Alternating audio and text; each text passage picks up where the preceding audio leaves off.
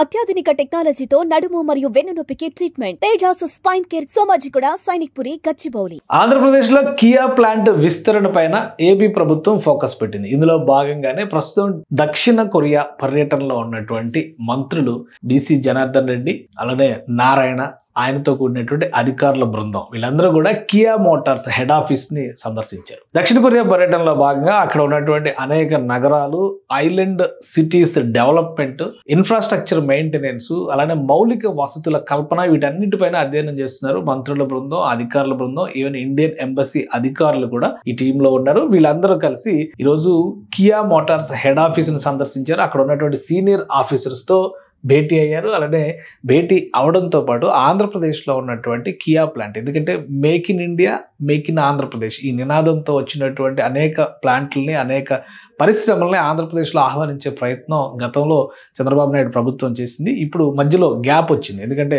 జగన్మోహన్ రెడ్డి గారు ముఖ్యమంత్రి అయిన తర్వాత ఈ ఇండస్ట్రియల్ ఫ్రెండ్లీ రిలేషన్షిప్ అనేది అంత మంచిగా జరిగినట్టుగా లేదు అనేటువంటి ఇమేజ్ వచ్చింది.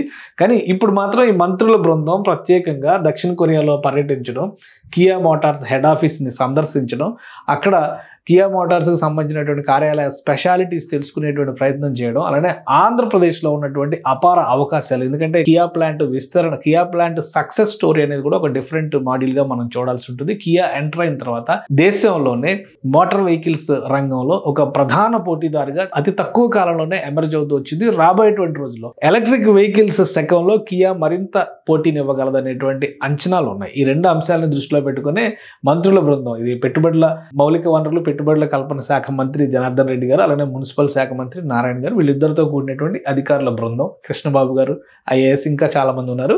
వీళ్ళందరూ కలిసి రాష్ట్రంలో ఉన్నటువంటి అవకాశాలని వివరించారు. అలానే ఈ నవంబర్లో విశాఖపట్నంలో సిఐఐ పెట్టుబడుల సమిట్ జరగబోతుంది. దానికి కియా మోటార్స్ అధినేతల్ని, అత్యున్నత స్థాయి అధికారుల్ని ప్రత్యేకంగా ఆహ్వానించారు. సో నవంబర్లో జరిగేటువంటి ఈవెంట్కి వీళ్ళు వచ్చేటువంటి సమయంలోనే రాష్ట్రంలో కియా కార్యకలాపాల విస్తరణ, గతంలో కొన్ని యాన్సిలరీ యూనిట్స్కి సంబంధించినటువంటి డిస్కషన్స్ కూడా జరిగినాయి. ఆ ప్లాంట్లు పెట్టాలా వద్దా అనేటువంటి విషయాల్లో కొంత మీమాంస జరిగింది.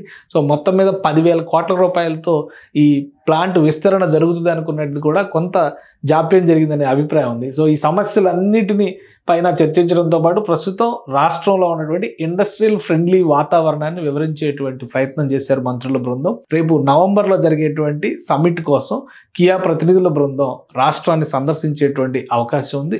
ఆ సమయంలో కొన్ని ఎంఓయూలు జరిగేటువంటి ఛాన్సెస్ ఉన్నాయనేటువంటి సంకేతాలు చాలా స్పష్టంగా వస్తున్నాయి.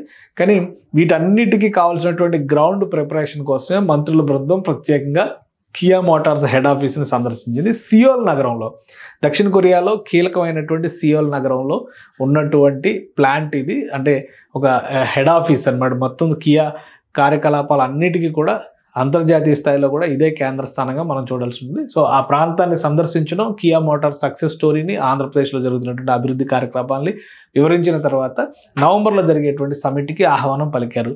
నవంబర్లో కియా ప్రతినిధుల బృందం ఆంధ్రప్రదేశ్లో పర్యటించే అవకాశాలు పుష్కలంగా ఉన్నాయి.